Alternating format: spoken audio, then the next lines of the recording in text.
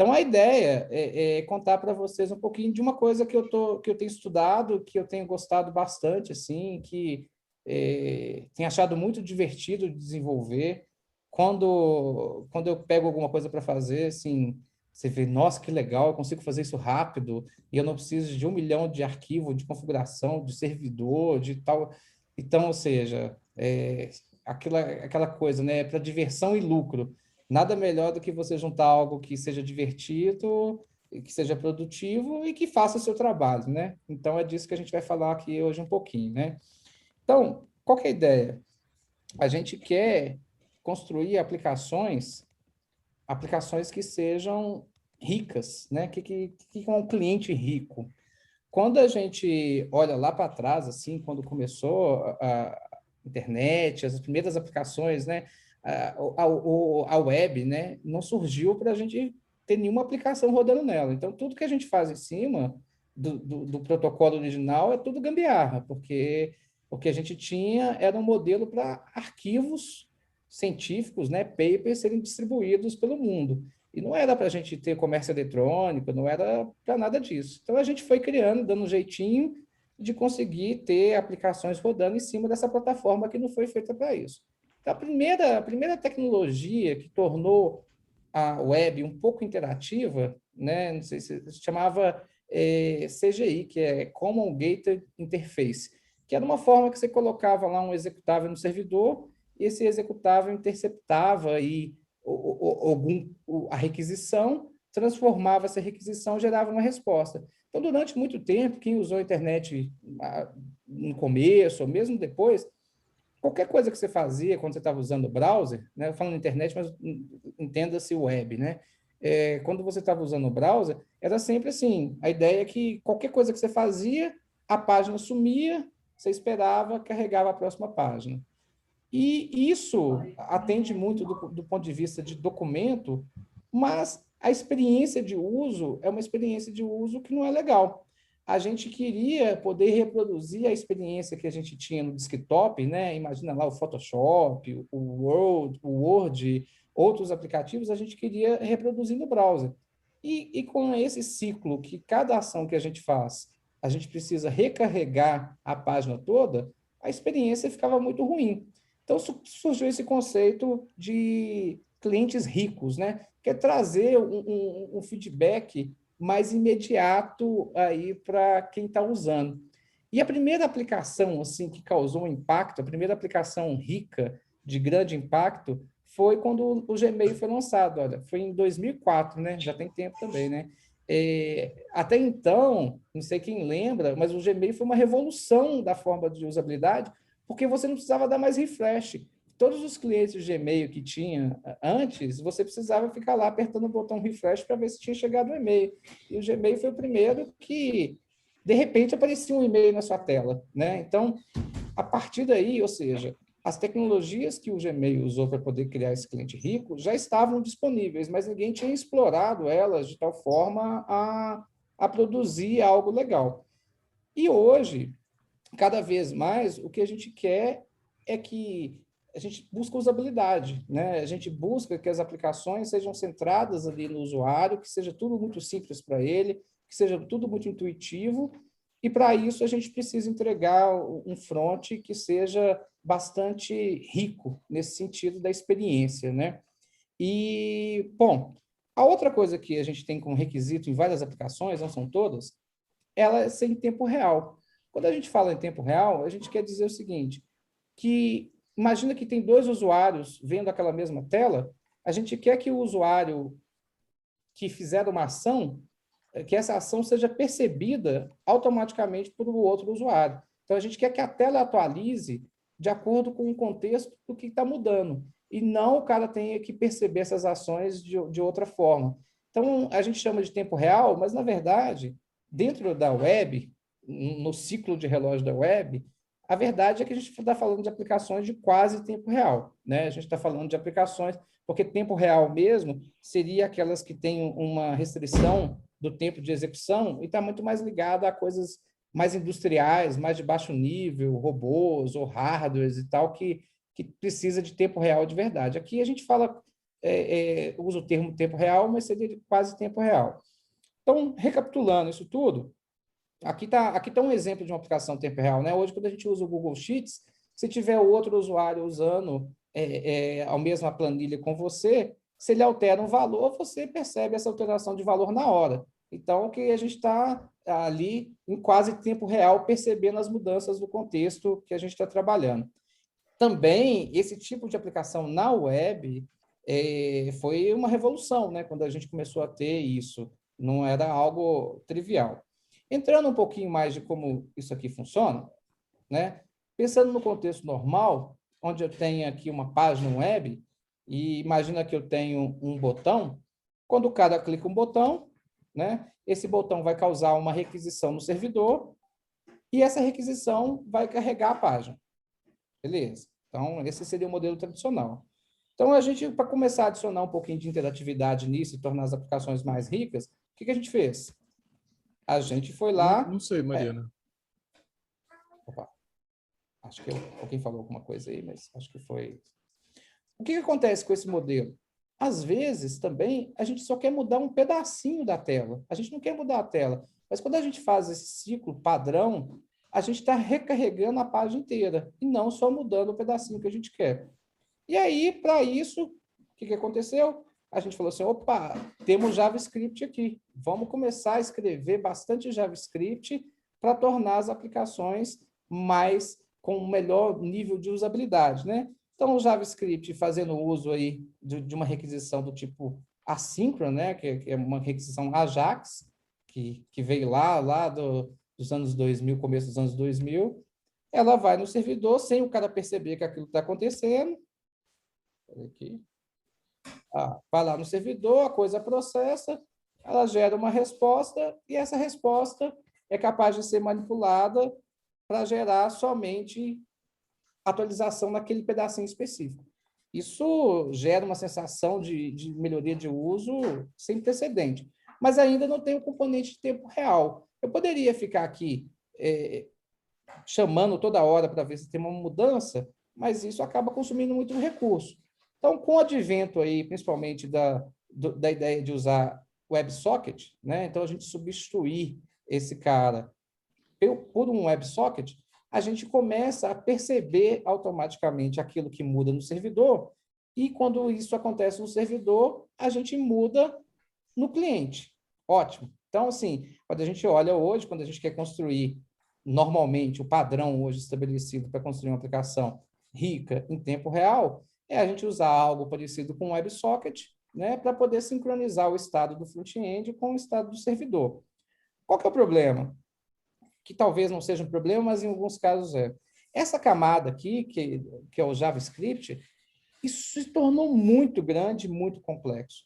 Então, se antes eu tinha uma aplicação que estava ali concisa no servidor, hoje, praticamente, quando eu uso React, uso Angular, Vue, um desses frameworks JavaScript que estão na moda, basicamente eu estou escrevendo dois projetos distintos. Eu estou escrevendo um projeto para o servidor, de API, e estou escrevendo um projeto de front.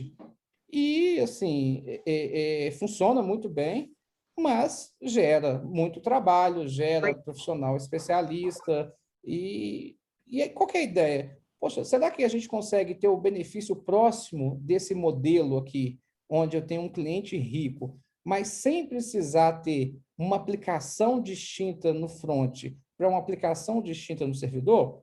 Então, em vez de a gente mata o JavaScript e tira esse cara do meio, e a gente faz algo que o servidor fica percebendo as mudanças, e toda vez que o servidor percebe uma mudança, automaticamente o front reflete essa mudança, sem a gente precisar escrever código aqui que altera o front. Essa, então, é a ideia do Live View. O que é o Live View? O Live View é uma estrutura, é um conceito que já está sendo replicado em outras linguagens. Então, hoje, quando você pega o próprio Rails, PHP, outros ambientes, o pessoal tem chamado de HTML over wire, né? HTML no fio, que esse é a primeira vez que eu vi esse conceito aplicado foi no Live View, que é, opa, o servidor vai automaticamente se comunicar com o front para gerenciar o estado do front, a partir da percepção daquilo que acontece no back-end, tá? O Live View em si, essa implementação desse HTML override aqui, a gente vai ver aqui em cima de um framework web chamado Phoenix. Esse framework web é um framework web que foi criado em cima de uma linguagem de programação chamada Elixir. Elixir é uma linguagem de programação funcional que foi criada por um brasileiro. Ele chama José Valim. É um cara assim muito bom, sabe?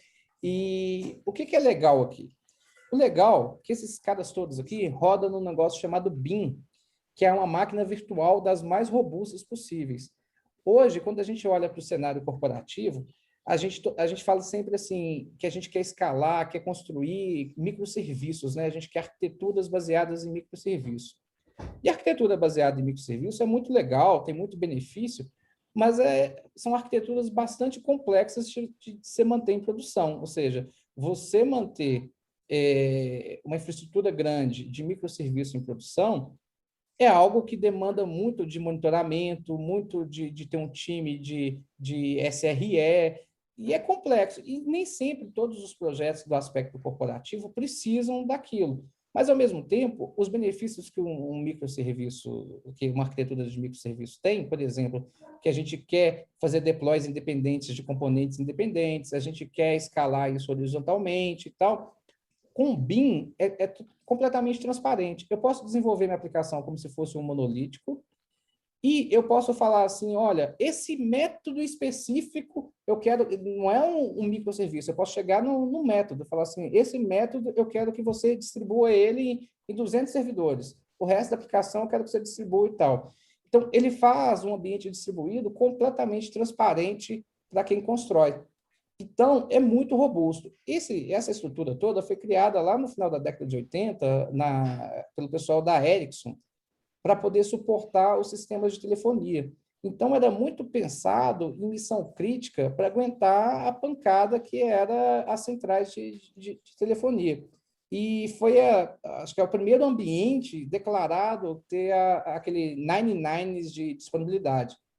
Só que o que acontecia? Basicamente, as linguagens que a gente tinha para poder trabalhar em cima dessa plataforma, do OTP e do BIM, era a própria Erlang. E a gente estava brincando antes aqui um pouquinho de um quiz de linguagem de programação. A sintaxe de Erlang não é uma coisa agradável, que atrai, que é produtiva, é uma coisa muito especialista.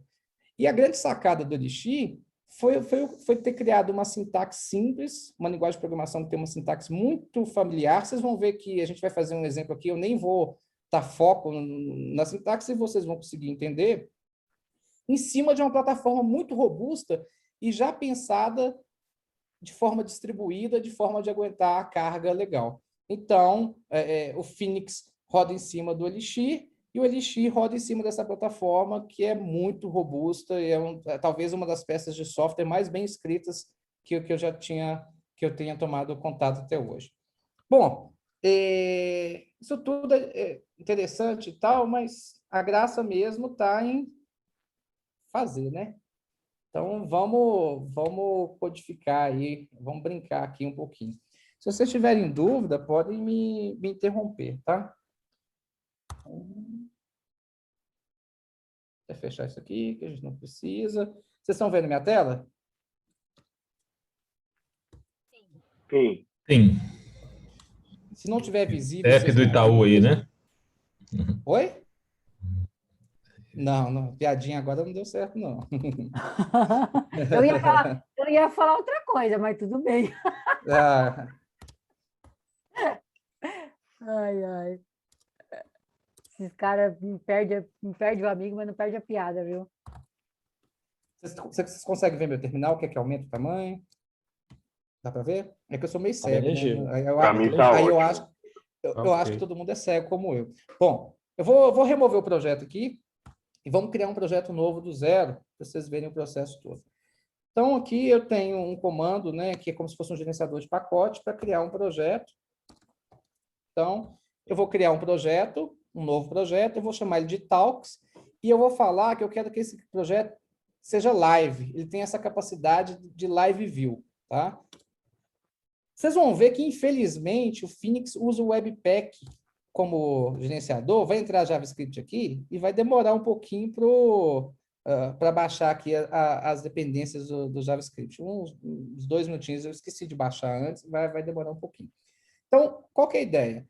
O Phoenix é um framework web completo, então ele tem toda a gestão da requisição e da resposta, e ele vai te dar toda ali um arcabouço de persistência, um arcabouço de sessão, um arcabouço de segurança, você consegue plugar na requisição. Ele tem ideia, ele chama até de plug, então eu posso fazer um plug para poder fazer log, e é muito rápido, é impressionante como é rápido. É normal você fazer um microserviço, um serviço, uma API, e ela te responder com 5 milissegundos, assim, coisa que é difícil de alcançar, assim. O overhead da própria linguagem é muito baixo, sabe? Então, é bem interessante. Só mais um minutinho aqui que já vai entrar aqui. Vocês vão ver que eu não vou falar muito da sintaxe, porque para a gente não ter medo, para falar assim, é mundo funcional, é diferente.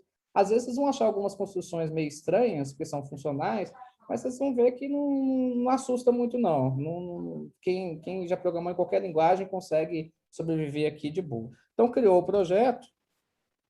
Vamos lá, projeto chamado Talks. Primeira coisa que eu vou fazer aqui, eu vou mandar ele criar um banco de dados para a gente. Então, aqui ele vai criar um banco de dados, tem que abrir, né? Tem que criar, vou startar um banco de dados aqui. Deixar startado aqui.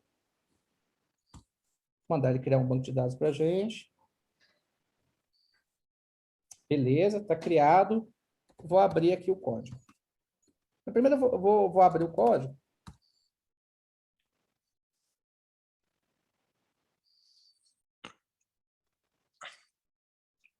Só um minutinho, deu ruim aqui. Abriu na outra janela. Não.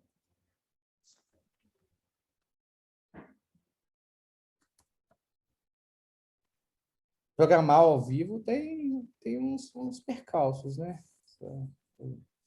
Então, vocês me perdoem aí. Fechar tudo aqui de novo e abrir para jogar para cá. Só um minutinho.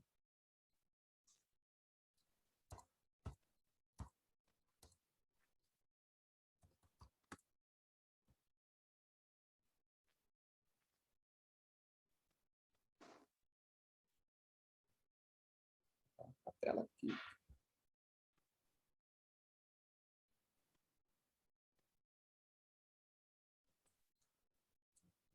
A minha tela não está arrastando de uma janela para outra, não. Não sei se é o zoom. Vou tentar matar esse cara aqui.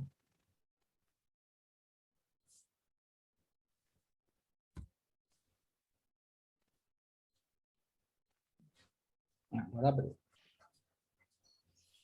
Tá aqui, né? Então, deixa eu só abrir aqui minha colinha, que se eu precisar. Tudo. Depois eu compartilho, eu fiz aqui uma colinha, um markdown.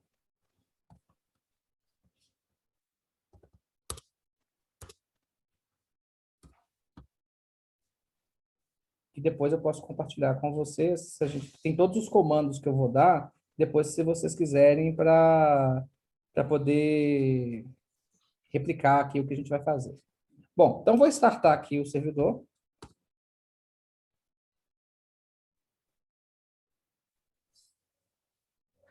Já está startado, né? Vamos entrar aqui, abrir o browser aqui. Vamos entrar na URL lá. Está rodando aqui, isso é a página padrão do Phoenix. Tá? Então, vamos começar escrevendo uma pequena coisa aqui, um pequeno componente para a gente testar.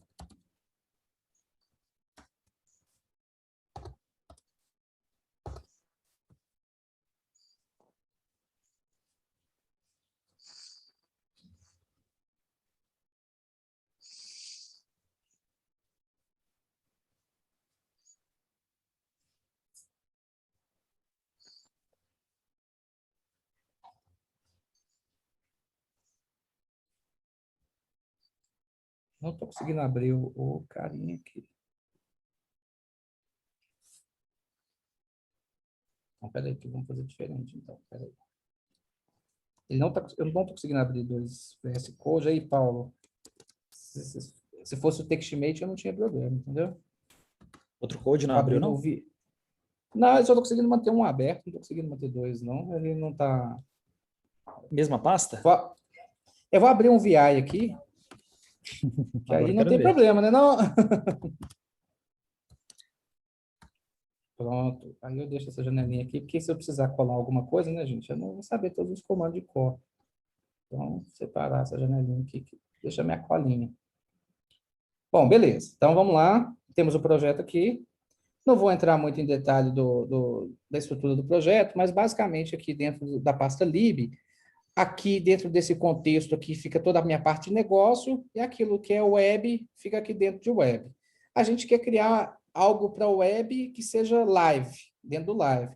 Então, basicamente, eu venho aqui e vou criar um novo arquivo, né? Então, eu vou pegar aqui, vamos fazer primeiro aqui um exemplo, um termostato. Vamos imaginar que a gente tem algum IoT aí, a gente pode controlar a temperatura do ar-condicionado, alguma coisa assim, só para a gente ver os conceitos mais básicos. Termostato.ex, né? Então, na verdade, eu vou renomear aqui para live, para seguir o padrão. Basicamente, esse aqui, a gente vai, não tem classe, né? A gente está falando de uma linguagem funcional. Então, a gente vai declarar um módulo, né? Um módulo de funções. Então, vou definir um módulo, esse módulo está dentro do meu contexto Talks Web, e eu vou chamar ele de termostato live. Bom, o que eu preciso para tornar esse módulo, instrumentar ele, para ele saber que ele é um componente live, que está conectado automaticamente na tela? Basta eu falar assim, use, né? Eu pego aqui para falar Talks Web e eu falo que ele é uma live view. Live view. Pronto. Então, significa que esse componente ele já é um componente que responde do formato live view. E uma live view precisa ter um único método. E esse método é chamado mount. Então, que é o def mount. Ele recebe como ele tem três parâmetros. O primeiro são os parâmetros, que imagina que, por exemplo, numa URL lá é um post, ou eu tenho uma query string, eu tenho alguma coisa, isso aqui vai chegar aqui dentro dos parâmetros. Se eu tiver a seção do usuário, eu posso acessar por aqui. Eu estou colocando um underline antes para falar com ele que eu não vou usar essa variável aqui dentro, para ele ignorar. Eu estou dando um nome para ela, mas eu não quero mexer com ela. E a única coisa que eu quero de verdade é o socket, que é a conexão que está viva lá com a tela do usuário. E eu tendo um socket, eu vou responder quando esse método rodar, ok, que eu estou vivo, meu socket pode ir em frente, e vou devolver uma cópia do socket. Aí, o que eu preciso fazer? Eu preciso criar um template web para esse cara aqui. Então, eu vou termostato live.html.lex. Beleza. Vamos colocar aqui só um Hello World para ver se vai aparecer lá.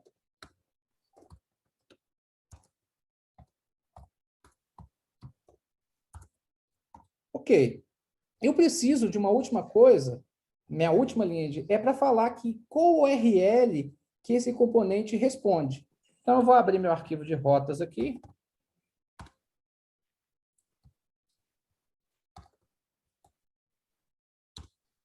E vou falar aqui que dentro desse escopo aqui, eu vou criar uma rota live, que eu vou chamar ela aqui de /termostato, que o componente que responde ela é o termostato live. E eu vou falar aqui como se fosse uma index no padrão REST aqui. Bom, se a gente não fez nenhuma besteira, que provavelmente eu devo ter feito, né? Fazer as coisas ao vivo.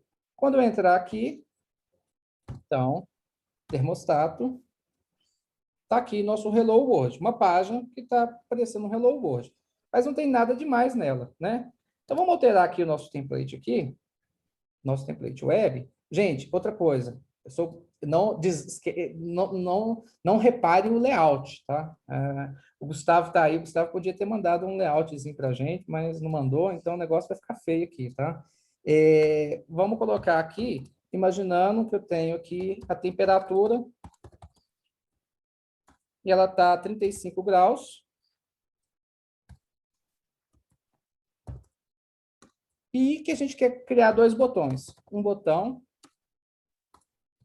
que a gente quer aumentar a temperatura, e a gente quer um outro botão para diminuir a temperatura.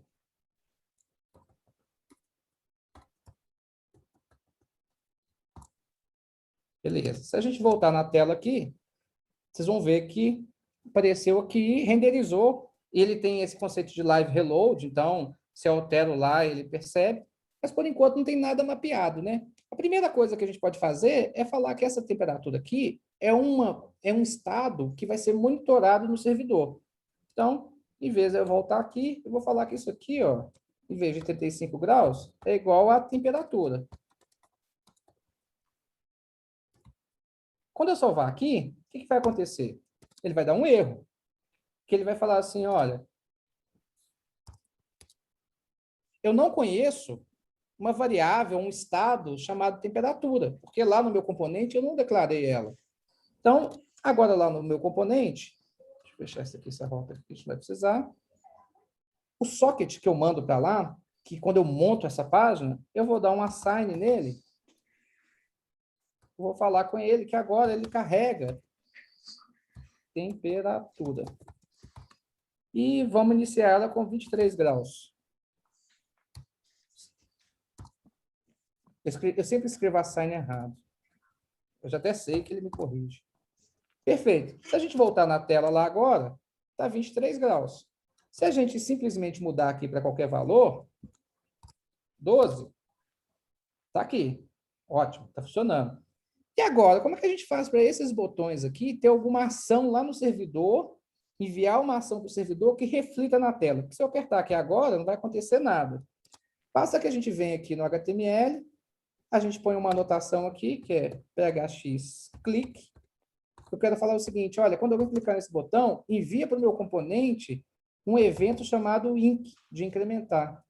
E quando alguém clicar nesse botão aqui, envia para mim um evento chamado dec, para decrementar a temperatura.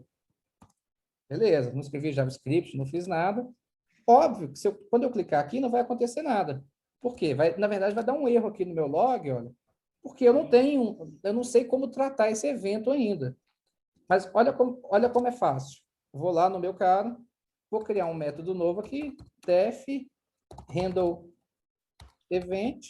Qual o evento que eu quero tratar? Inc. Pode ser que esse evento eu possa mandar parâmetros, mas nesse caso aqui, eu não mandei parâmetros nenhum, não, então eu vou deixar vazio.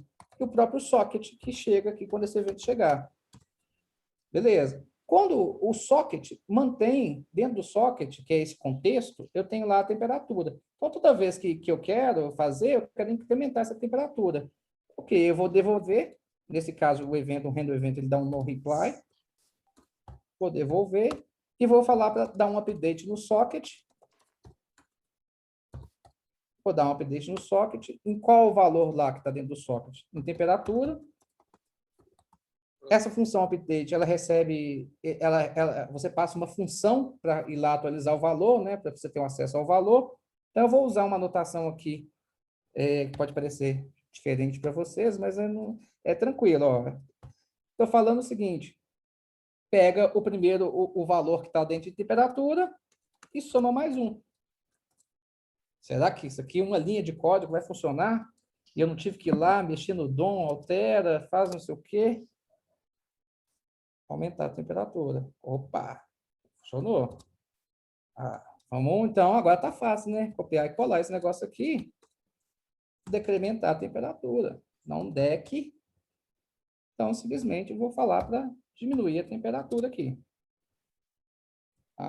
Diminuir e aumentar a temperatura. O que acontece? Isso aqui está acontecendo via WebSocket, essa atualização, mas ele tem um protocolo ultra enxuto para poder trafegar isso aqui, que só vem a diferença daquilo que mudou. Então, quando eu olho aqui no meu network, vou dar um refresh aqui, vocês vão ver que um socket é aberto.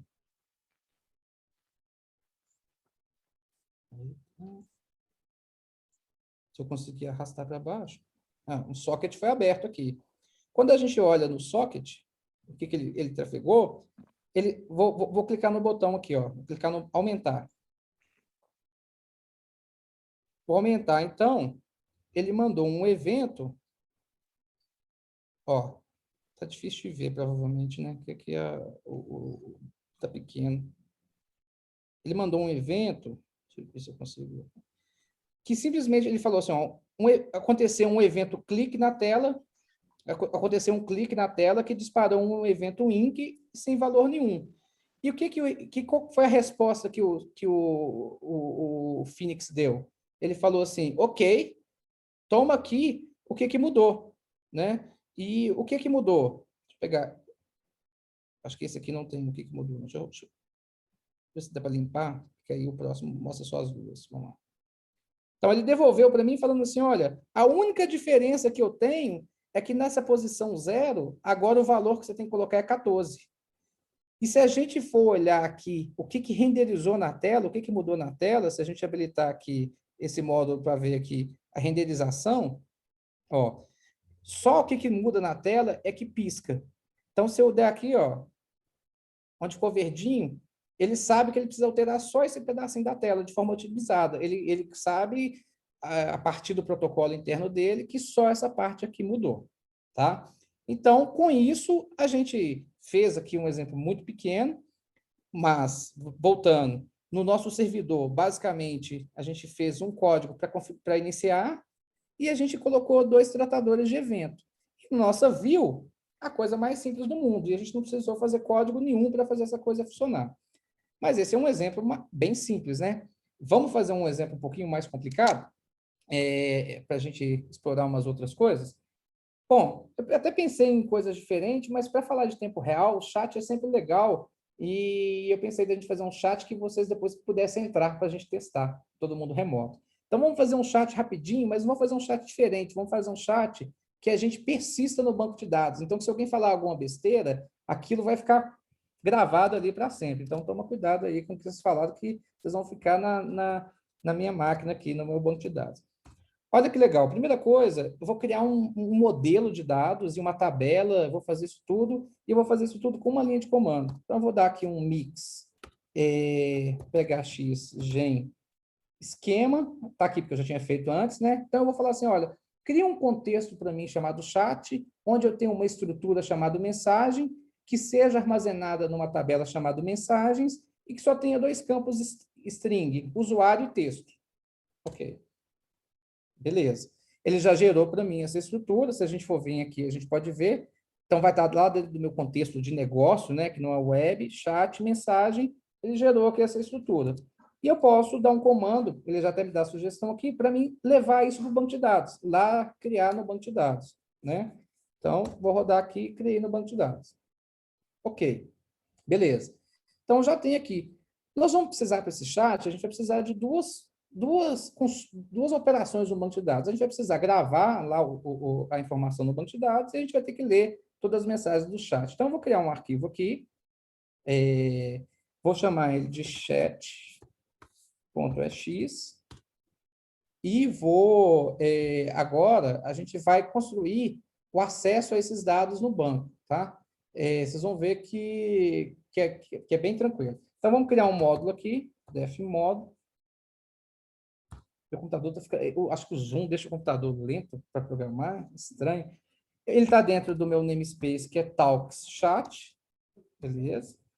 Eu vou importar algumas coisas que eu preciso, eu vou importar aqui a parte de query, de banco de, né, a biblioteca que ele usa para acessar banco de dados, mapeamento de banco de dados, chama Ecto. Então, eu vou usar aqui o ecto.query, vou falar para ele não me encher o saco com alertas, beleza? E eu vou aqui importar o meu repositório, que é o meu próprio banco de dados, e vou aqui também fazer uma referência à estrutura de dados. Talks, chat, ponto, message. Beleza. Então, a primeira coisa que eu vou fazer, vamos criar um método chamado send, que ele envia, né, a mensagem, grava a mensagem no banco de dados. Então, send quando alguém quer gravar uma mensagem no banco de dados. Só um minutinho aqui.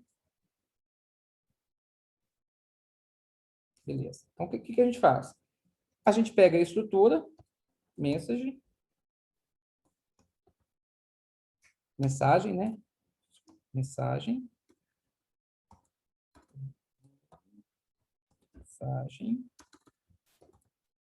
A gente tem um operador chamado pipe, que é esse operador aqui.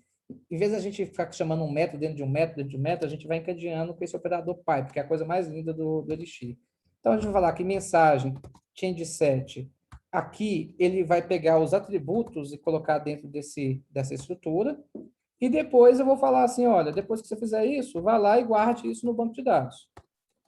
Beleza? Então, aqui, tudo que eu preciso para fazer um método que vai guardar essa estrutura no banco de dados. Vamos aproveitar também, vamos fazer um método.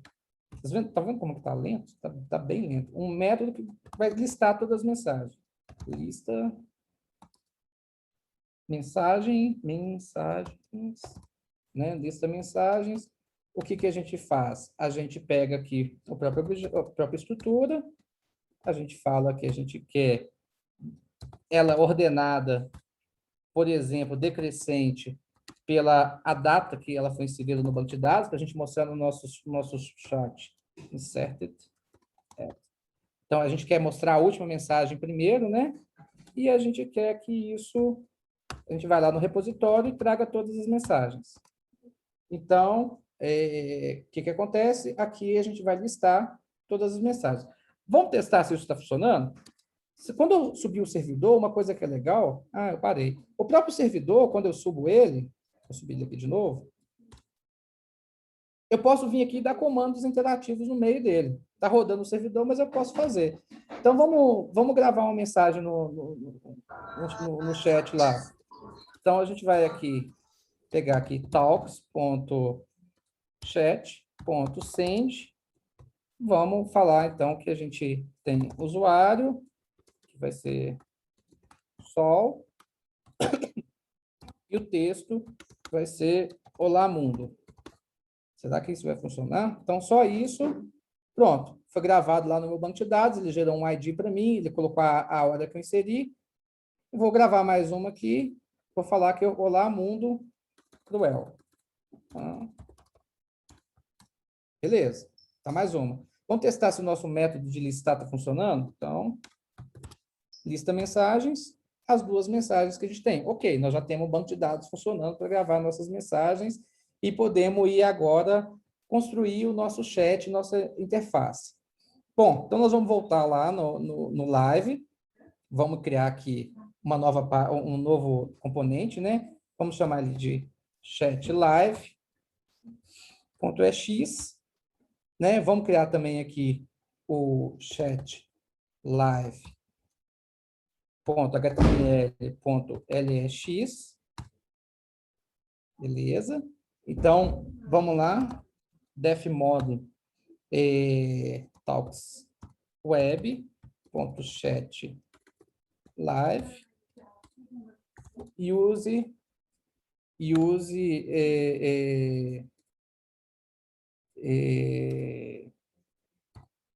talks web live view. Beleza. Bom, vamos fazer nosso a montagem do componente. Nós não precisamos dos parâmetros. Nós não precisamos da seção. A gente precisa do socket. E a gente vai dar um reply. Ok, passando o socket. E só para testar aqui, vamos colocar aqui um título aqui. Ah, beleza. Bom, vamos cadastrar essa rota.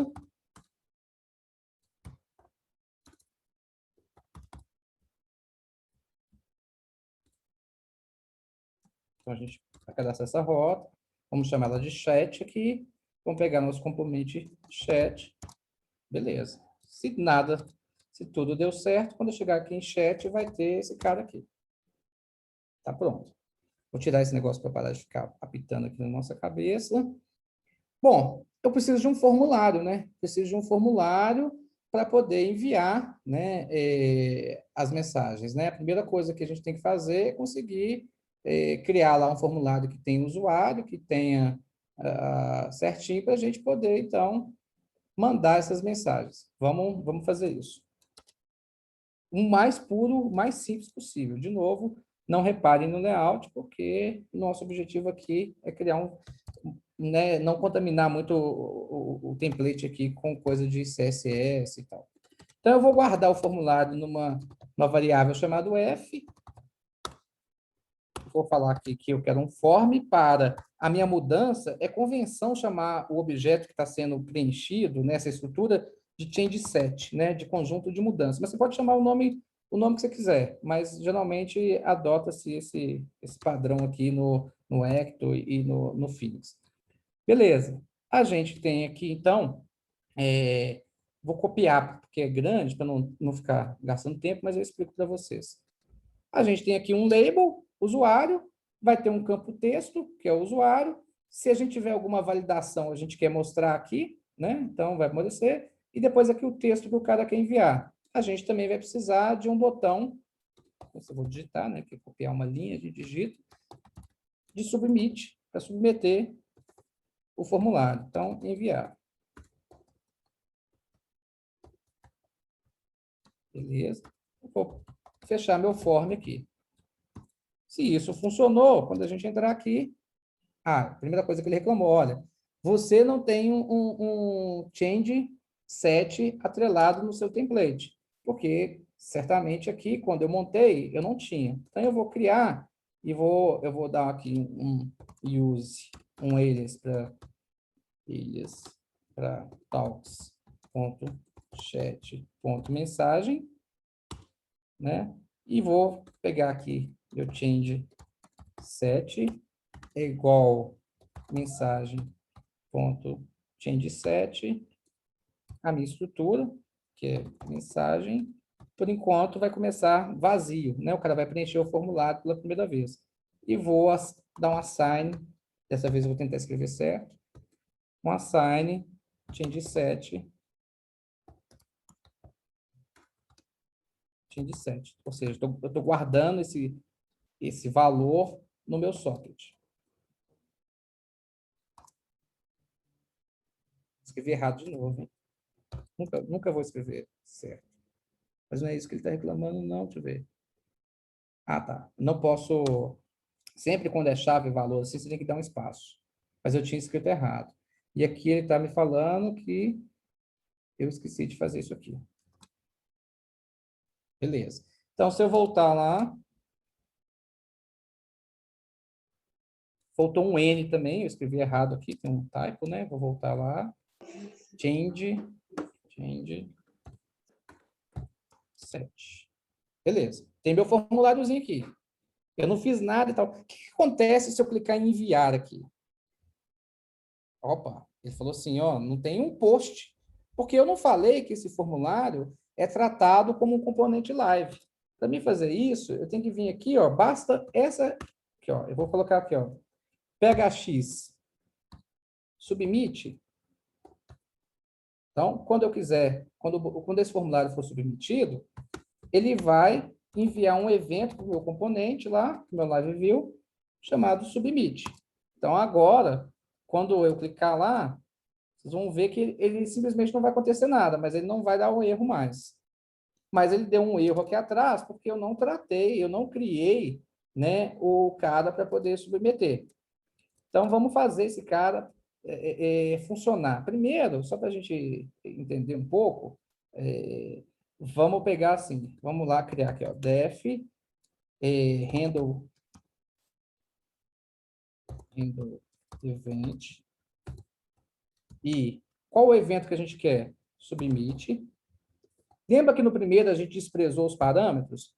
Agora a gente não vai desprezar os parâmetros mais não, porque agora o formulário vai chegar para a gente através desses parâmetros, né? Então, o que a gente vai fazer? A gente vai pegar o que vem ali dentro desses parâmetros.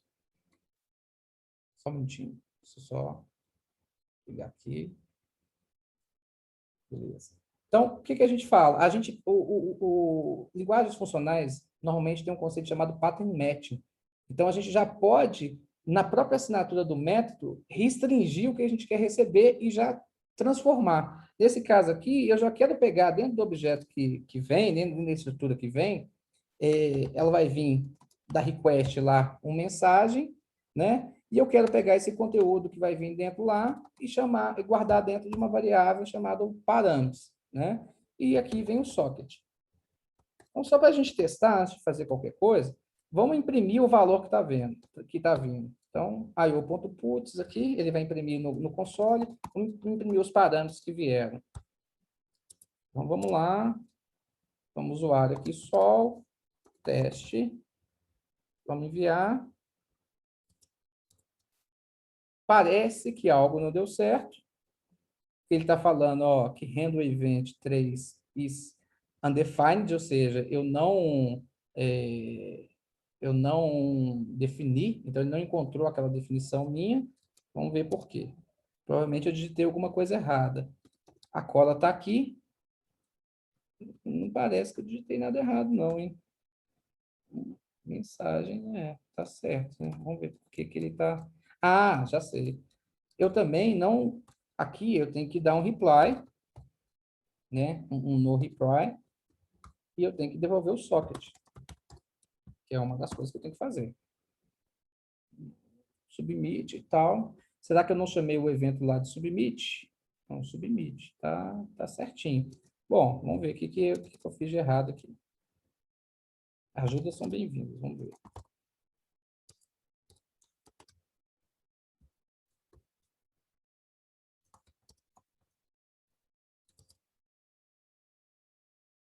Ah, já sei o que eu fiz de errado. Eu estou tentando imprimir na tela usando puts, que é para imprimir só string, e aqui é uma estrutura. Então, eu tenho que usar o inspect no lugar do string. Vou limpar aqui. Tá lá. Olha, chegou para a gente os parâmetros ali. Ok. Se chegou os parâmetros, agora a gente pode salvar esses parâmetros no banco de dados. Como é que a gente faz isso? A gente pode fazer assim, ó, case, vou usar o meu contexto chat, então eu vou pegar ele aqui, talks.chat. Então, chat.send, o que eu mando? Os parâmetros. Pode acontecer duas situações. Pode ser que isso seja gravado no banco de dados e pode ser que dê um erro na hora de gravar no banco de dados. O protocolo do Ecto sempre devolve ok ou erro mais o objeto. Então, se eu venho aqui e falo assim, se o retorno desse cara aqui for ok, e aqui ele vai ter o próprio objeto, mensagem, então deu certo. Se não deu certo, esse cara aqui vai vir, então, um erro para mim, né? Ele vai vir um erro e ele vai pegar aqui qual que foi o change set que deu errado, tá? Beleza. Então, vamos tratar o primeiro caso aqui quando deu certo. Quando deu certo, a gente, vamos supor, o usuário quer mandar uma próxima mensagem, mas a gente já sabe o nome dele. Então, vamos limpar lá o campo texto, mas vamos manter o nome dele. Vamos criar um change set novo, mensagem.change set, a gente vou copiar daqui. Mas eu quero inicializar, eu quero manter, né, nessa estrutura já o nome dele. Eu vou pegar aqui a estrutura usuário e vou falar que eu quero manter o usuário aqui. Beleza. Então, eu estou renovando o formulário para um próximo envio. Tá?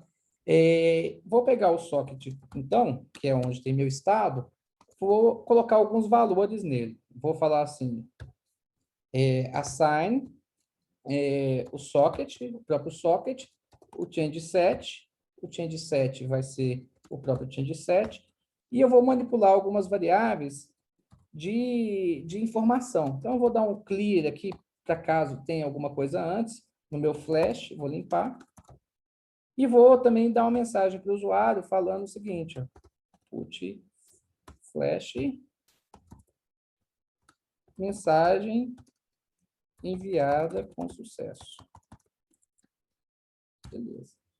Ok, então se deu certo, eu renovo o formulário, eu faço, né, eu vou devolver, vou colocar aqui, copiando aqui, vou devolver o próprio socket, falando que a mensagem foi enviada com sucesso e com um novo change set. Se deu errado, basicamente, o que eu quero se deu errado é guardar o próprio change set que voltou aqui, porque pode ter um erro, né? Então, eu vou fazer isso aqui, guardar aqui, e vou dar Vou limpar, porque às vezes a última mensagem pode estar lá falando que foi enviada com sucesso, eu não quero que isso aconteça, vou limpar. E, por fim, vou enviar aqui. Ele está reclamando aqui para mim do quê? Não é put flash o comando. É porque eu preciso informar aqui qual o tipo que eu quero. Eu quero um info. Beleza. Está falando assim, ó, você não está usando mensagem. Por enquanto eu não estou usando, não. Então eu vou... É só um warning, mas para a gente não deixar nenhum warning. Se a gente voltar na tela agora, se eu tentar enviar, opa, ele me validou. Como assim? Eu não fiz nada, ele está validando? Está validando, porque quando a gente... quando ele criou o objeto para a gente, se a gente voltar lá e olhar, esse objeto tem aqui, ó, required. Ele precisa de ter o usuário e o texto para poder enviar. Então, automaticamente, ele já está validando aqui. Então, vamos lá. Enviei, opa, validou só o próximo. Teste, olá mundo, enviar. Mensagem enviada com sucesso. Se a gente for lá no banco de dados, ela vai estar lá. O que falta para a gente agora? Falta para a gente listar as mensagens. Então, vamos listar as mensagens. A gente pega aqui, vamos criar aqui no contexto, quando a gente inicializa, vamos pegar aqui as mensagens, e vamos usar nosso método chat.lista-mensagens para trazer todas as mensagens. E vamos atribuir ela aqui também. Então, mensagens.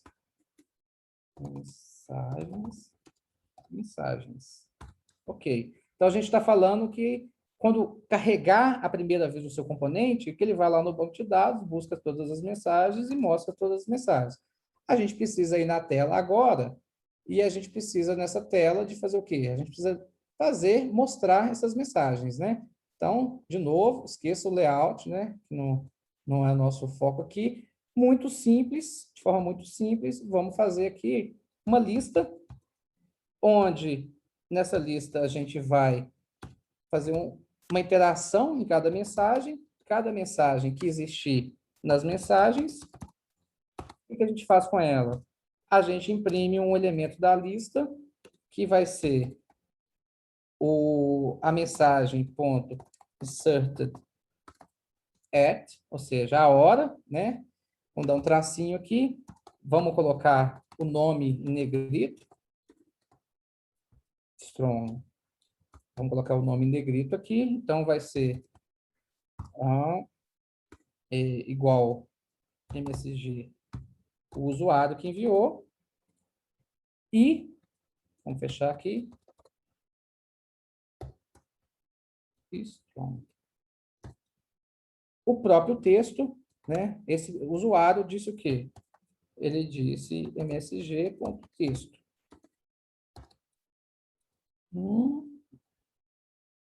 Nossa, que lentidão.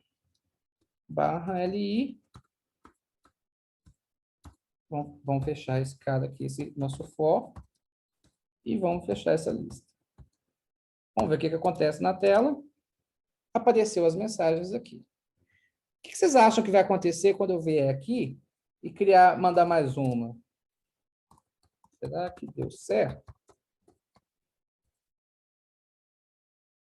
Enviou a mensagem, mas ela não apareceu embaixo. Por quê? Porque na hora que eu enviei, eu não modifiquei o objeto que guarda as mensagens. Então, a gente precisa fazer uma pequena mudança, aqui nesse caso, quando dá certo, a gente precisa pegar e atualizar esse cara. Então, como é que a gente faz isso? A gente vai pegar e vai dar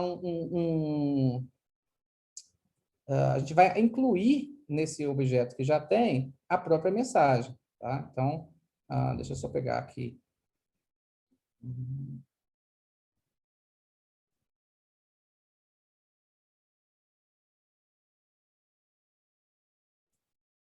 Beleza. A gente vai atualizar o socket. Vou pegar ele aqui antes, né? O que eu vou falar? Socket, pega o quê? Eu quero atualizar você aonde? Eu quero pegar a lista de mensagens que você tem. E o que eu quero fazer? Oi? O que eu quero fazer com essa lista de mensagens? Eu quero que você inclua a mensagem nova que eu acabei de criar na sua lista. Essa sintaxe é bonita. Isso aqui eu estou concatenando na lista, na primeira posição da lista. Beleza. Se essa linha deu certo, quando a gente vier aqui, e agora? Ó, e agora apareceu aqui embaixo. Então, já está atualizando. Só que a gente tem, então, teoricamente, uma aplicação rica, porque aquilo que a gente está fazendo está acontecendo, está sendo refletido imediatamente para o usuário. Mas o que acontece se a gente vier aqui e abrir uma nova janela dessa? Se a gente pegar aqui essas duas janelas e a gente for aqui inserir um novo, o que vai acontecer? Apareceu aqui, atualizou aqui para o João, mas não atualizou aqui. Aqui eu teria que atualizar a tela. O que está faltando? Está faltando o nosso componente de real-time, né? Aqui nós temos uma aplicação rica, mas a gente não tem um componente de real-time. E agora nós vamos transformar essa aplicação aqui em real-time. Vocês vão ver que é muito simples, por quê? Porque tudo que a gente precisa para fazer isso está praticamente pronto para a gente usar. Vamos pensar assim, qual que é o melhor lugar para me fazer isso? Como é que eu faço isso? Na verdade, como é que eu faço? Eu crio um tópico, uma fila, um pub subscribe, que toda a página se subscreve nesse tópico para falar assim, olha, quando tiver nova mensagem, me avisa, por favor, para mim atualizar aqui. Né? Então, a gente vai criar a ideia de um tópico, de uma fila e de que vai ter... Cada página vai se inscrever, mas também pode publicar nessa fila. A única coisa que a gente precisa é garantir que o nosso socket está conectado. Então, se o nosso socket está conectado,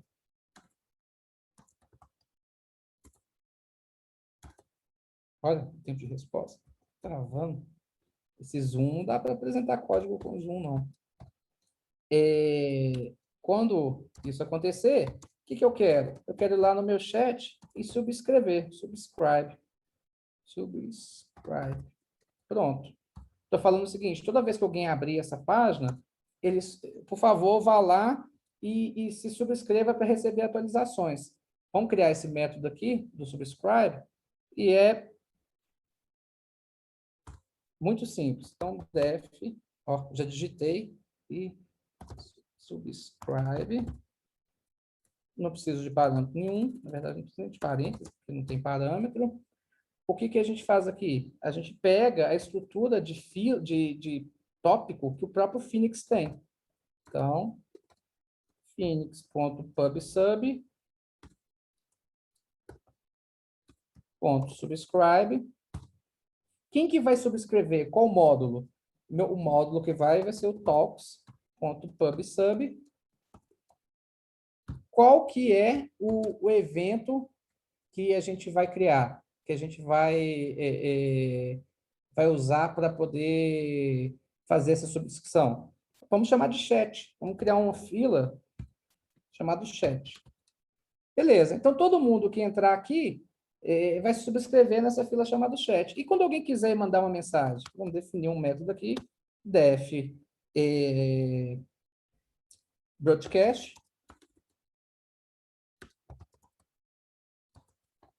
que alguém me manda uma mensagem, o que eu faço com essa mensagem? eu uso a mesma estrutura do Phoenix, faço o pub/sub, mas agora eu faço um broadcast para me mandar isso para as pessoas. Qual a aplicação? Qual que é o contexto da aplicação? É o mesmo.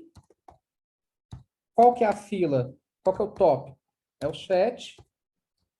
O que eu quero mandar? Eu quero mandar avisar para todo mundo que chegou uma nova mensagem e colocar junto qual que é a mensagem que chegou. Beleza, fiz isso. Eu vou usar esse método, né, depois aqui do send. Quando eu acabar de enviar, eu quero que toda vez que alguém gravar no banco de dados, que eu avise todo mundo que aquilo foi feito, né? Então, eu vou, para me manter a consistência do protocolo, eu vou devolver aqui, ok, e vou mandar aqui a mensagem.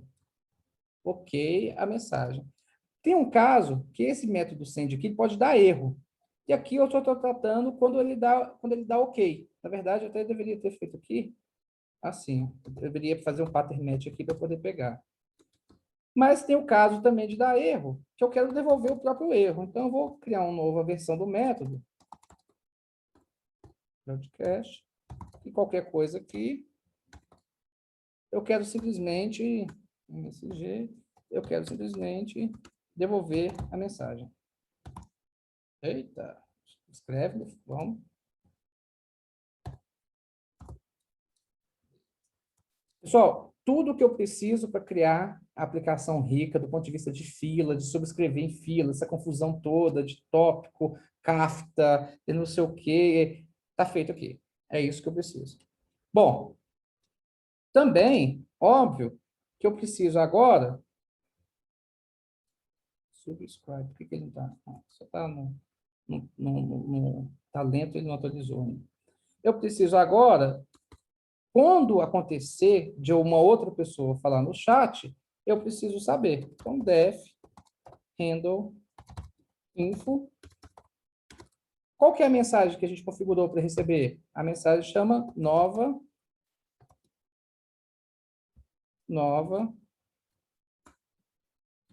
mensagem, e ele chega com a mensagem. E aqui eu tenho socket. O que eu preciso fazer quando chega uma nova mensagem? Na verdade, eu preciso fazer esse procedimento aqui, um update no socket. Como automaticamente o próprio componente vai receber uma versão da mensagem, eu posso tirar essa linha daqui. Eu vou tirar essa linha daqui e vou movê-la para cá. E vou devolver aqui um no reply. Vou confirmar aqui qual que é se você tem algum outro parâmetro, mas eu acho que é só um no reply. Ah, no reply socket. No reply socket. Ah, 2 pontos. Vamos, filho. Ó, já apertei 2 vezes 2 pontos e não responde. Ah, beleza. Teoricamente, se eu não digitei nada errado, nossa aplicação se tornou em tempo real. Mas tem a chance de ter digitado alguma coisa errada, né? Vamos ver? Vou dar um refresh aqui. Vou dar um refresh aqui. Para ele conectar de novo no socket. Então, aqui, Pedro. Aqui, João. Oi. Alterou aqui, em tempo real. Tudo bem? Aqui, em tempo real. Então, com essas poucas linhas de código, a gente criou uma aplicação em tempo real, com toda a infraestrutura autocontida, que consegue escalar, consegue fazer tudo. E aí, vamos ver se alguém consegue acessar. NG, ngrok, beleza, tá aqui. Vamos pegar aqui no... como é que eu pegar o chat aqui? Chat para todo mundo, /chat. Entrem aí na minha máquina, escreva alguma coisa, vamos ver se vai atualizar a tela aqui em tempo real. Faça um teste aí. Opa, o Henrique foi o mais rápido, tá aí. Então, gente, olha para você ver, sem escrever uma linha de JavaScript nem nada, a gente conseguiu, com pouquíssimo código, né, muito simples, criar um chat persistente em tempo real né, com a atualização. E é isso. Então, assim, a ideia aqui era motivar vocês a estudar um pouquinho mais esse framework, essa linguagem, essa tecnologia, porque é muito, assim, o desenvolvimento é muito rápido. Todo o arcabouço que a gente precisa de roteamento, para rotear a transição de um componente para o outro, de criar outras coisas, e está tudo aqui prontinho. E o melhor, se a gente quiser colocar isso em produção agora, com um clique, eu distribuo isso aqui em quantos servidores eu quiser, sem eu ter que me preocupar com microserviço, com nada, porque a arquitetura ela é muito simples, assim, ela é muito robusta e a complexidade fica toda escondida nela, não fica na gente, tá? Então basicamente é isso. Se vocês tiverem alguma pergunta aí, eu estou à disposição.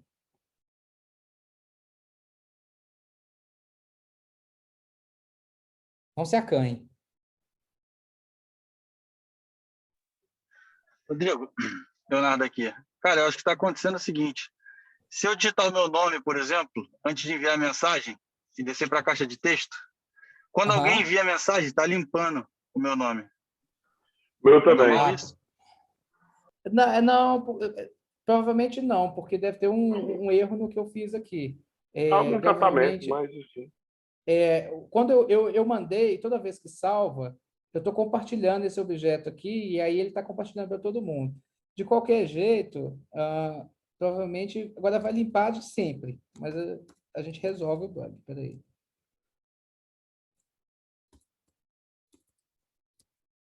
Essa aí, provavelmente agora vai limpar, o formulário vai ficar vazio para todo mundo. Não é a solução ideal, mas teria que ver o que eu fiz de errado aqui para estar causando esse comportamento. Testa aí agora. Galo versus River. Hoje tem, hein? Ô, Libéria, você vai voltar a programar, cara? Nós estamos contratando, nós temos vaga nesse projeto para rodar com Phoenix. Se você quiser vir, ó, nós temos vaga aqui. Para começar, o Stanley vai ser seu PO. Eu tô gostando disso, hein, Solva? Eu tô pensando em voltar a programar também. Aí, ó, tá vendo? Gente, eu acho que às vezes a gente fica um pouquinho assustado. Deixa eu compartilhar com a sintaxe, assim, que às vezes é diferente, mas eu queria provocar um pouquinho, mas do ponto de vista prático, eu acho que talvez o que possa ter gerado mais dúvidas, né? Assim, tipo, vou pegar aquele outro aqui. O que você está fazendo aqui? Vamos pegar o mensagem. Não, mensagem não. Ainda está acontecendo, Ele está limpando? Tem pergunta no chat aí, pessoal. Existe alguma limitação que você tenha encontrado que foi necessário recorrer ao framework? Não. Excelente pergunta, que é o seguinte. Imagina que você quer fazer uma aplicação React muito, muito complexa do ponto de vista de interações. É melhor fazer com... Desculpa, vou repetir. Se você tem... É bom que o pessoal está usando o próprio chat que nós fizemos aqui para fazer as perguntas, né? Tá bom. Se você tem um requisito muito complexo de interface gráfica, talvez seja melhor você usar um framework tradicional, um React, um Angular e tal. Agora, se você tem um requisito de uma aplicação tradicional rica, você não vai ter limitação. Inclusive, se você precisar, você pode injetar JavaScript aqui. Então, imagina que eu preciso de algo muito avançado de JavaScript. Uma biblioteca de JavaScript que eu tenho usado muito, que eu tenho gostado, é o Alpine. Então, você configura os hooks do Alpine e ele consegue trabalhar muito bem com o Alpine. Outra coisa, gente, uma biblioteca de CSS, eu não pus aqui não, porque ia ficar mais complexo, que eu acho que vale muito a pena dar uma olhada, chama Tailwind. Não sei se vocês conhecem. E a minha stack preferida para desenvolver tem sido Tailwind com... Não é isso, não. Tailwind CSS. Minha stack tem sido LiveView com Tailwind mais o Alpine JS. Então, assim, se você precisar de interações mais complexas, você pode usar o Alpine. Mas a limitação, assim, para as aplicações mais tradicionais, mais comuns, que aquelas que a gente está acostumado a trabalhar, eu não percebi ainda nenhum tipo de limitação. E a documentação é muito boa. Live View. Então, quando você vem aqui na documentação, ele te fala de como é que você vai fazer roteamento, então, quais são os helpers, como é que você faz controller. Então, aqui, como é que eu faço para manter... Porque ele, inclusive, ele mantém o estado do browser no roteamento. Se um componente interagir para um outro estado, ele vai mudando aqui a URL e você consegue voltar pela própria navegação do browser. Então, assim, pode ser, Leonardo, que as limitações não apareceram simplesmente porque eu não caí em contextos que eu percebesse essas limitações, né? Mas, para esse tipo de aplicação, que é a mais tradicional, que a gente desenvolve, eu acho que se aplica muito bem. Agora, imagina que você vai construir um diagrama, por exemplo, aquele diagrama diagram.io.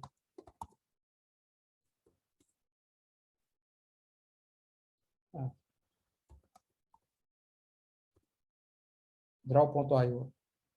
Vamos supor que é uma aplicação completamente gráfica desse jeito. Não vale a pena usar.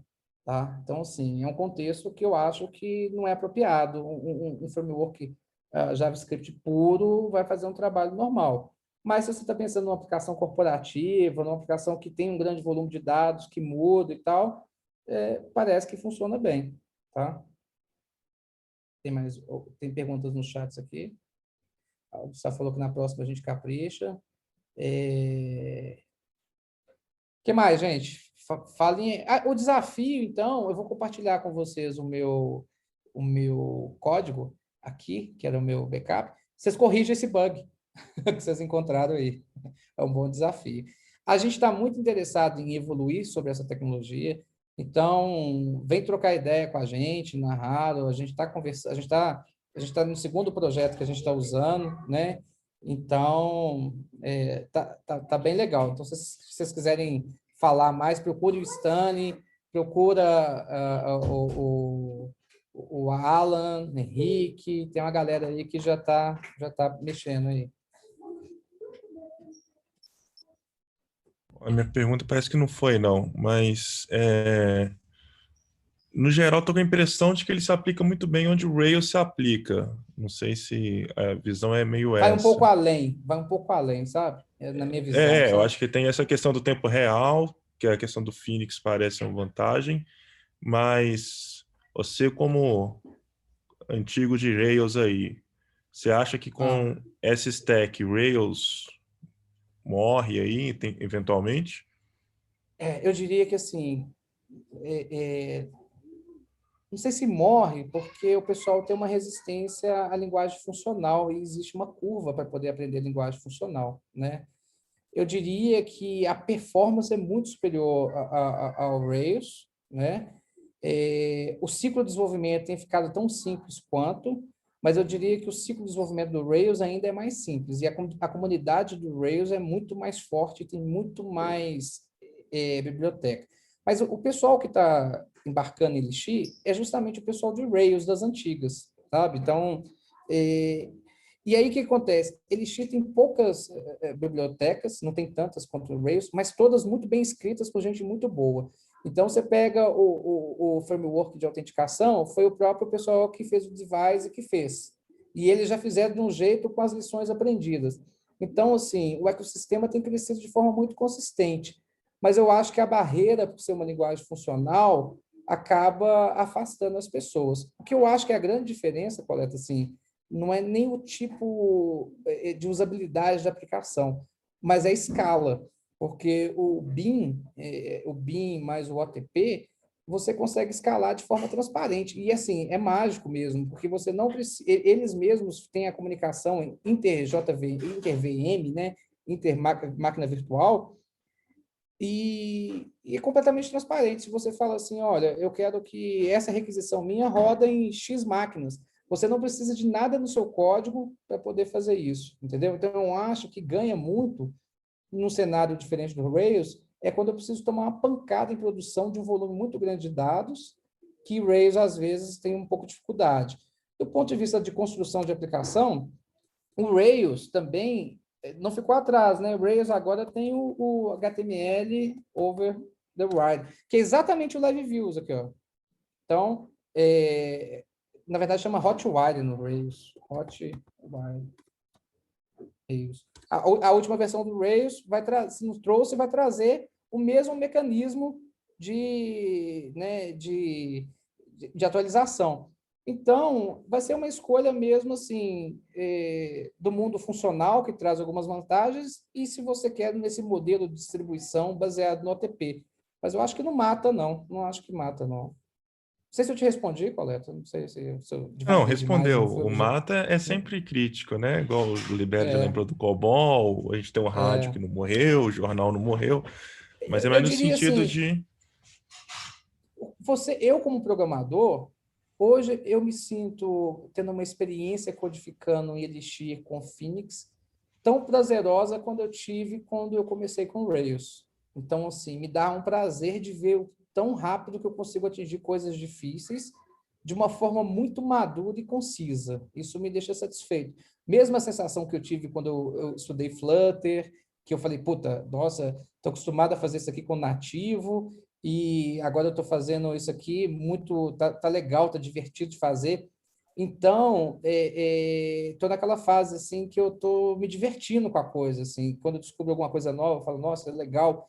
E as discussões da comunidade é uma comunidade que tem uma bagagem assim, de computação mais alta por conta do mundo funcional. Às vezes, elas podem ser barreira de entrada para as pessoas, porque quando você vai buscar no fórum lá, a discussão é muito aprofundada das coisas, não é simplesmente um Stack Overflow que você tem lá uma resposta pronta. A galera quer entender os conceitos que estão por trás e tal. Isso, para mim, é divertido, né? Mas pode ser barreira de entrada para outras pessoas. Então, acho que também vale considerar isso. Rodrigo. Sim? Ainda comparando com o Rails, qual dos dois você acha que é mais fácil de testar? Testar no que eu estou falando é de escrever teste mesmo. Completamente. O Elixir e o Phoenix é mais fácil. Primeiro, porque eu tenho o conceito da imutabilidade. Então, pensa que você nem precisa de mock na prática, assim, sabe? É uma coisa que é muito simples de fazer. Os frameworks de teste não são milhões, é o que as pessoas já usam padrão e funciona muito bem. Quando você... Olha só que legal. E tem scaffold também. Vou fazer uma coisa aqui. Rápida, que olha só. Vou matar aqui. Só para vocês verem um teste aqui. Mix, PHX, gen, live. Eu vou gerar aqui um cara chamado contas, que tem usuário, que tem esses campos aqui. Vou gerar um CRUD, tá? Vou dar um migrate. Não queria mostrar isso para vocês, não, porque senão ficava sem graça, porque vocês vão ver, poxa, mas só isso. PHX, mix. Tá lá. Eu chamei de usuários, né? Então, vou entrar aqui no localhost / usuários. Perdão, que eu esqueci de... Ele não coloca as rotas sozinho. Eu tenho que colocar. Peraí.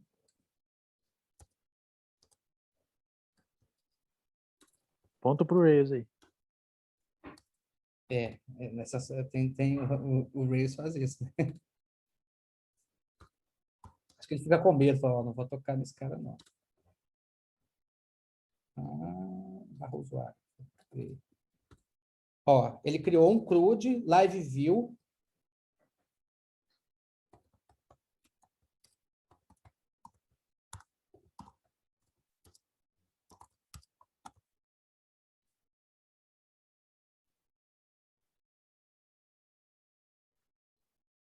Ou seja, é bom, né? É melhor que o CRUD do Rails, né? Padrão. Do ponto de vista de... É o famoso scaffold. O scaffold, então, mas não é melhor que o scaffold o resultado? Aí, ó, só para vocês entenderem, vamos pegar o teste dele que ele gerou aqui. Teste. Web. Controle. Aí no live. Usuário live teste. Ele já gerou aqui do meu web, tá vendo? E é bem simples, ó, testar todos os usuários. Ele pega a conexão, para não sei o quê. Então, já está tudo aqui e funciona muito bem. No caso aqui do contexto de negócio, lá, contas.teste, ele já gerou as fixtures, já gerou tudo. Testar, buscar um único usuário, buscar, testar, atualizar o usuário. Tá vendo? Então, sim, vamos rodar os testes? Bom, mix testes.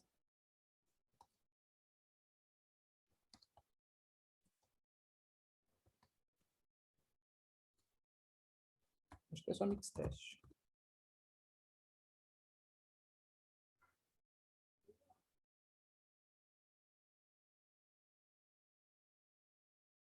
Ele está compilando, né? Porque é a primeira vez, depois ele roda rápido.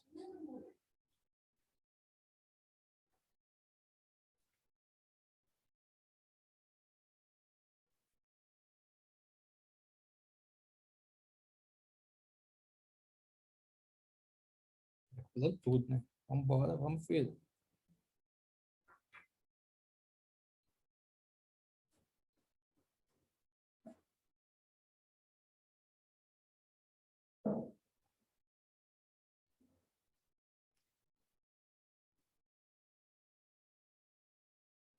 Porque ele está gerando tipo, uma nova aplicação só para teste, depois as outras compilações são incrementais, né?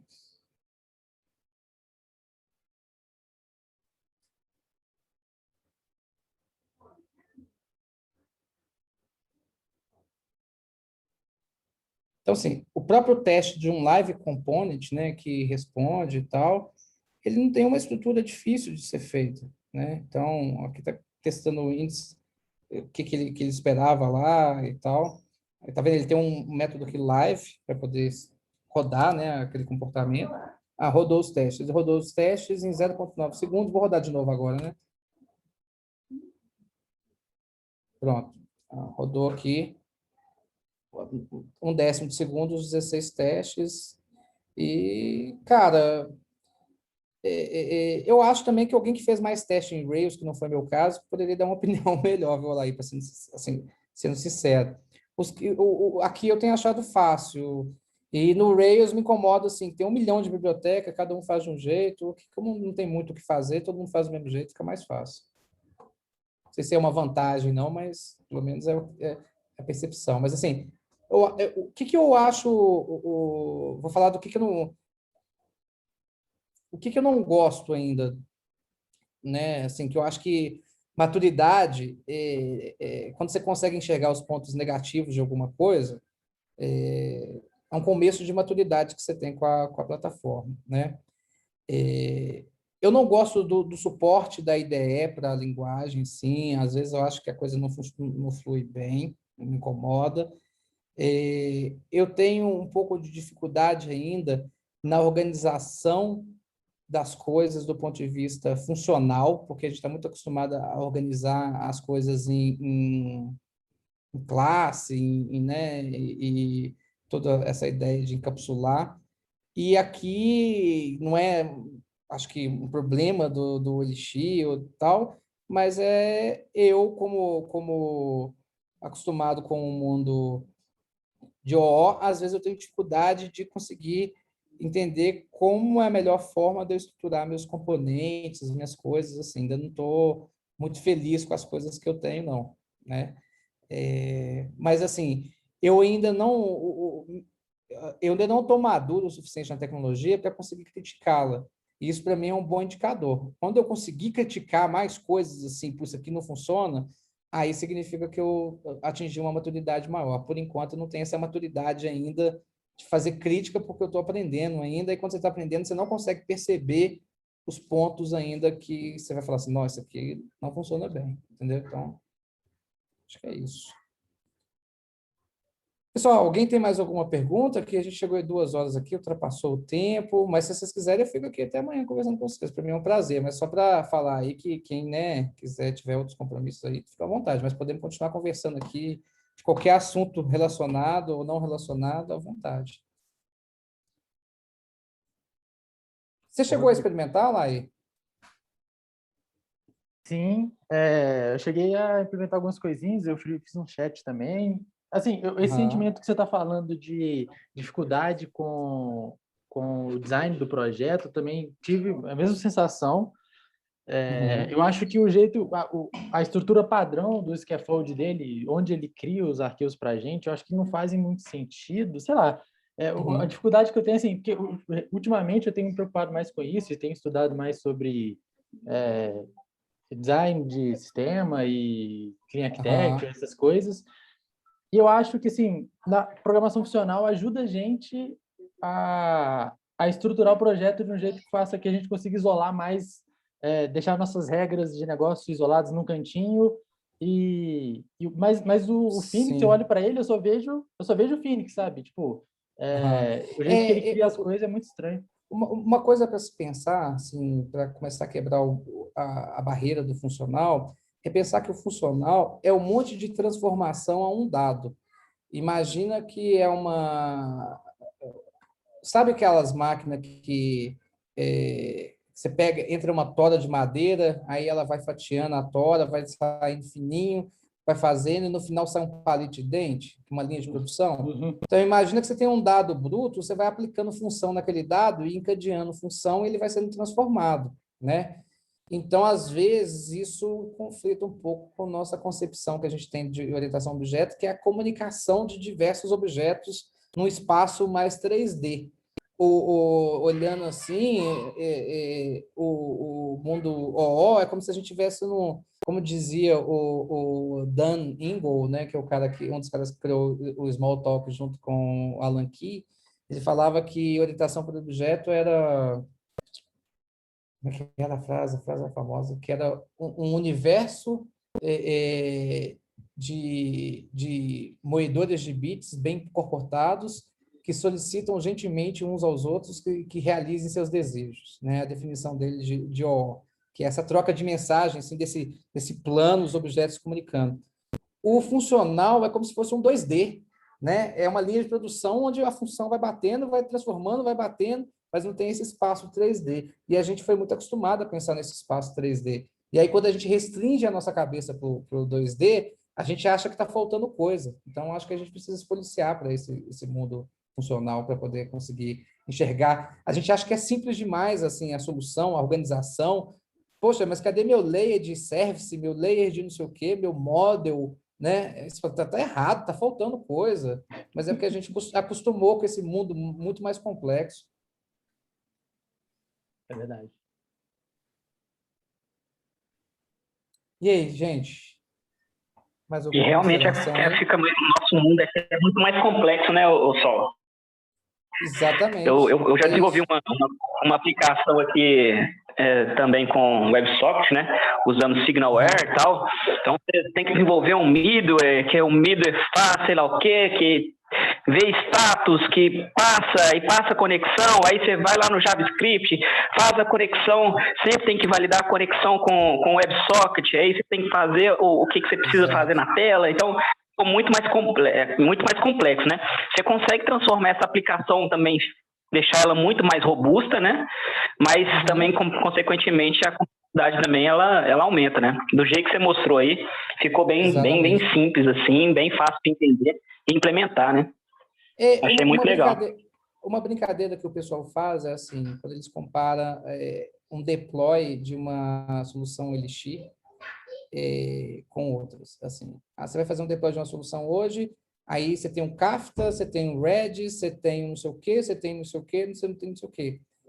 E, na prática, aqui você não precisa disso, porque a própria VM é um sistema baseado em atores. Então, praticamente, todas essas ferramentas que você incorpora no seu deploy, o servidor de WebSocket, o servidor de não sei o quê, a própria VM nasceu para fazer isso. Está tudo dentro da própria VM, né? Então, eles chamam, são os processos, né?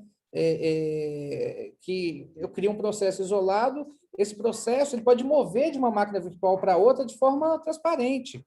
E eles se comunicam através de troca de mensagem num sistema baseado em atores. Então, o que o pessoal fala é que, poxa, na hora que você vai fazer um deploy, às vezes aquele mundo de coisa, 200 siglas para você poder a aplicação rodando, você basta ter sua VM rodando, que é o BIM, que é um executável. Então, essa é uma vantagem que parece muito legal. além da pancada, né? Vocês gostam muito do Discord, vocês sabem que o Discord é feito com roda em cima, né? Para aguentar essa quantidade de mensagem, o Discord usa. O WhatsApp usa também, né? O WhatsApp usa o OTP, o BIM, para poder aguentar a quantidade de mensagem. Então, assim, pensa, um uso fácil de uma tecnologia que é muito experimentada, muito robusta, antiga, nós estamos falando aí de 40 anos que ela existe, mas ela é inacessível. E, de repente, alguém criou uma linguagem que torna ela aberta a gente, meros mortais, que desenvolve aplicações corporativas. Isso que eu acho bem bacana. A gente tem todo esse poder que estava preso ali só para uma coisa muito específica, agora está na nossa mão para fazer o nosso crudezinho. Então, isso eu acho bem bacana. Pessoal, falar besteira, me desculpa aí. Na verdade, achei muito legal, né? Nem entra em questão aí. Mas e o que não funciona, por exemplo, quando ele tem alguma restrição com alguma stack tecnológica aí que de repente você fala assim, não usar para quem está na suíte, sei lá, XPTO, .NET, por exemplo. Tem alguma restrição aí ou não? Não, na verdade, Você assim, viu? computacionalmente não, Dani. Só que de mente, né? Eu não gosto de usar a palavra mindset, parece coach, né?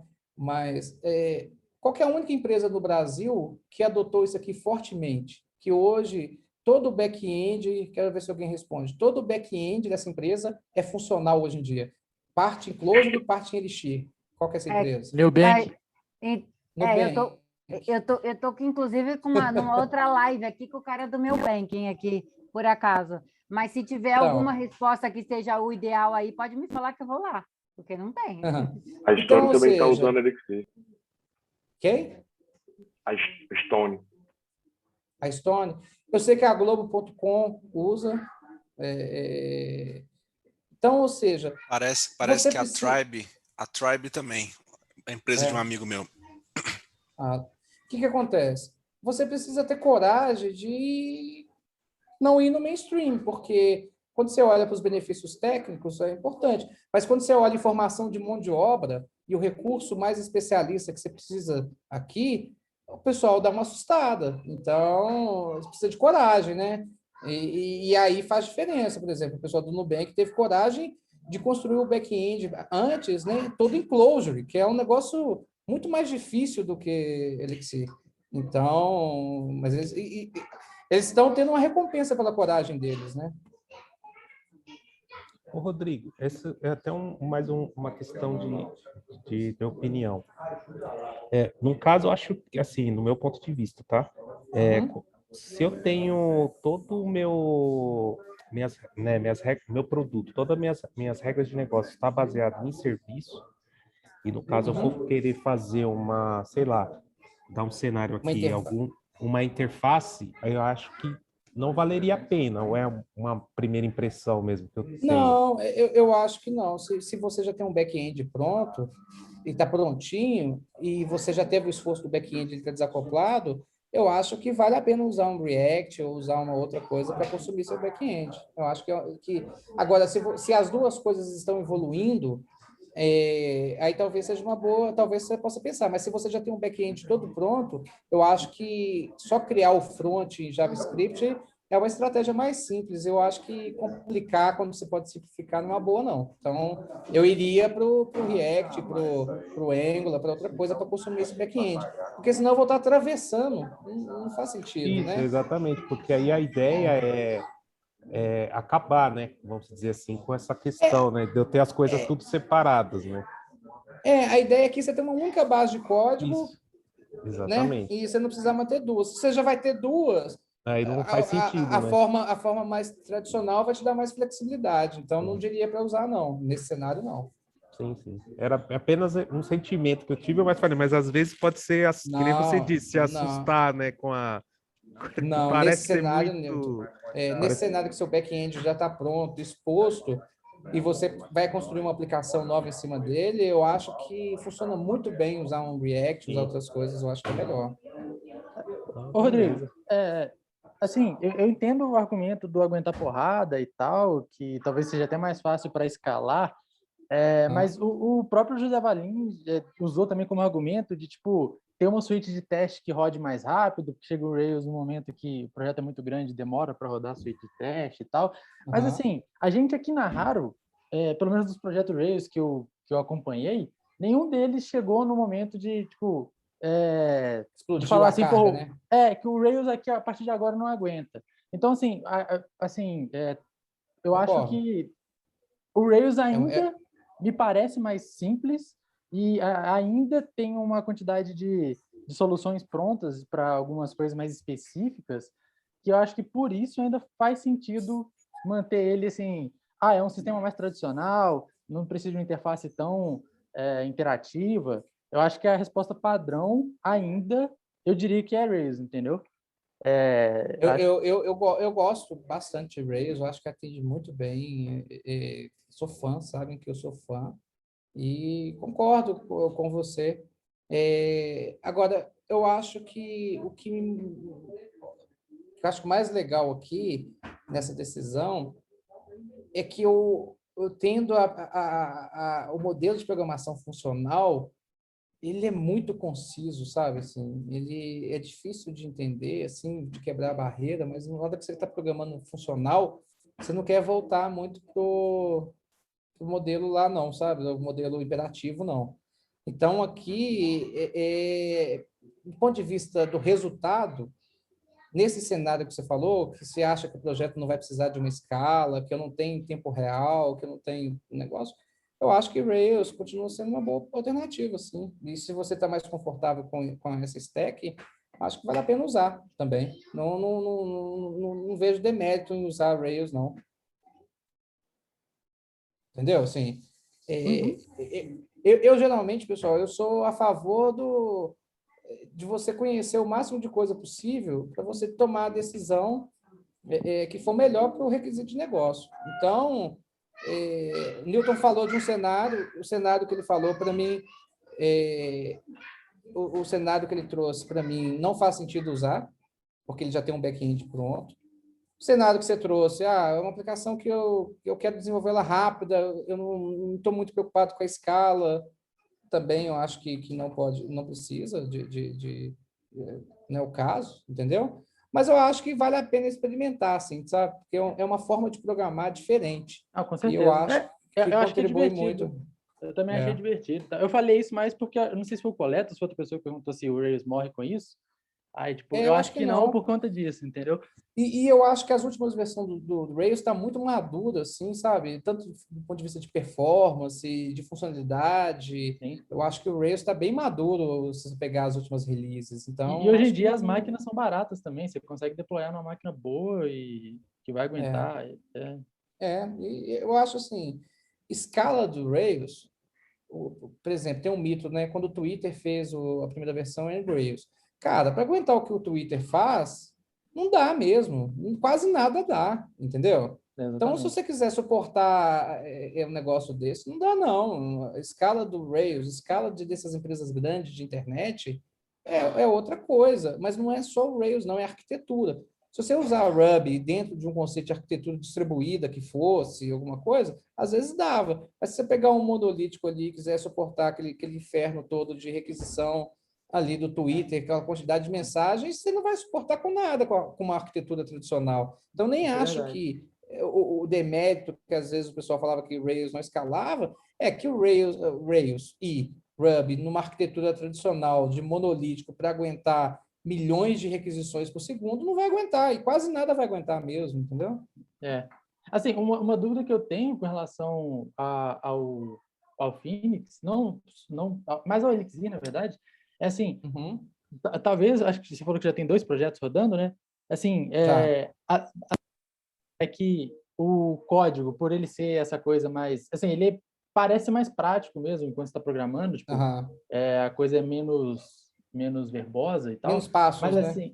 Mas assim, o quanto tempo o sistema dura até o código ficar difícil de evoluir? Porque, assim, é quase inevitável que todo projeto chegue nesse ponto. E aí a gente tem que começar a repensar algumas decisões, né?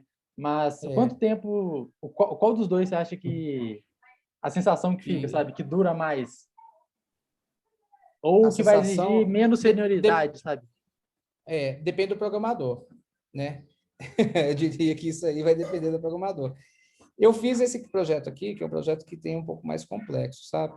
Que tem bastante cálculos aqui e tal, e tem os negócios. Foi o primeiro projeto que eu fiz para poder fazer. Hoje, eu olhando esse código que eu fiz aqui, já me incomoda, sabe?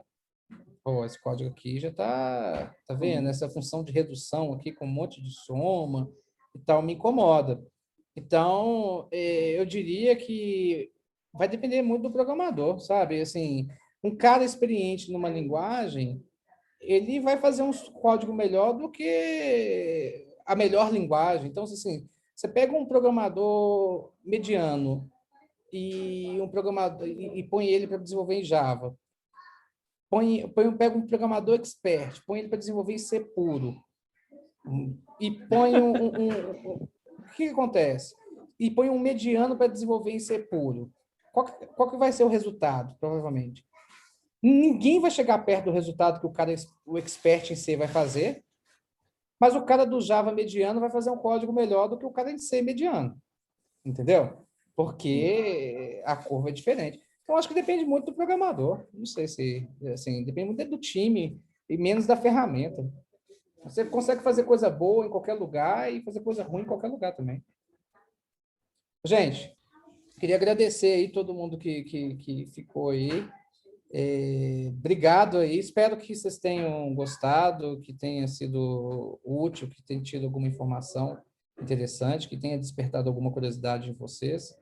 E queria agradecer muito aí a presença de vocês aí, todos aí. Estou à disposição, todo mundo tem meu contato aí. Precisar, só chamar.